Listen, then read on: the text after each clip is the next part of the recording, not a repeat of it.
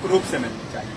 क्योंकि एक बार को आप सोचिए, आखिर उस बच्चे की गलती क्या होती है जो एक गरीब घर में पैदा होता है और उसको बेहतर शिक्षा से वंचित होना पड़ता है। शिक्षा के सामने एक पैसे की दीवार खड़ी है, जो जितनी ऊंची दीवार लांघ सकता है, जो जितना अधिक पैसा शिक्षा पे खर्च कर सकता है, वो उतनी बेहतर शिक्षा पा सकता है। लेकिन अगर एक देश एक है, लोकतांत्रिक देश है, तो शिक्षा भी सबको एक समान रूप से तो मिलनी ही चाहिए। आज परिस्थिति ये है कि एक तरफ तो प्राइवेट स्कूल हैं जो लूट के अड्डे बने हुए हैं, वहां पे आप एडमिशन कराने जाएंगे तो सिर्फ एडमिशन के नाम पे ही आपको 10,000 20,000 रुपए देना होगा। और कमीशन खोरी का ऐसा धंधा है कि कॉपी, किताब, टाई, बेल्ट, ड्रेस, जूता कहाँ से खरीदना है ये आप नहीं तय करेंगे वो प्राइवेट स्कूल वाले। यानी आम लोगों की मेहनत की आखिरी कौड़ी उनके जेब से वसूल लेना चाहते हैं। और दूसरी तरफ सरकारी स्कूलों में न तो पर्याप्त टीचर है, न पर्याप्त बिल्डिंगें।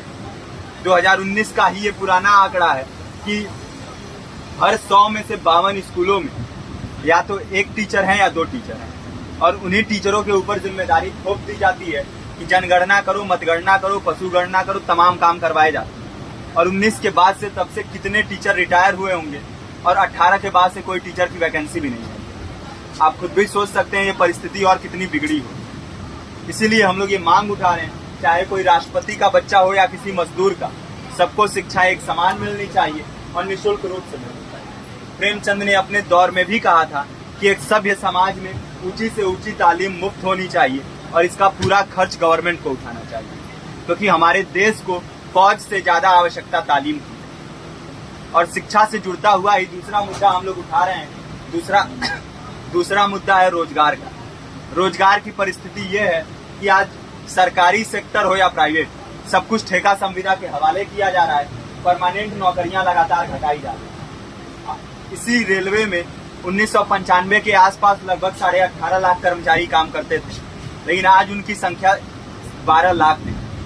आप खुद भी सोच सकते हैं कितने बड़े पैमाने पे परमानेंट पदों को घटाया जा रहा है। और आज आलम ये है, एक तरफ लाखों पद खाली पड़े हैं, फिर भी कोई वैकेंसी नहीं निकलती। जो वैकेंसियां निकलती हैं उनमें भ्रष्टाचार होता है, पेपर लीक हो जाते हैं। RO, UP police, BPSC, SSC, CGL, ऐसे तमाम पेपर लीक हो चुके हैं, आप लोग भी जानते ही हैं। अभी नीट की धांधली में ये पता चला कि एक एक पेपर 30 लाख से 50-50 लाख रुपए में बेचा गया। हम और आप तो ये पैसा नहीं दे सकते।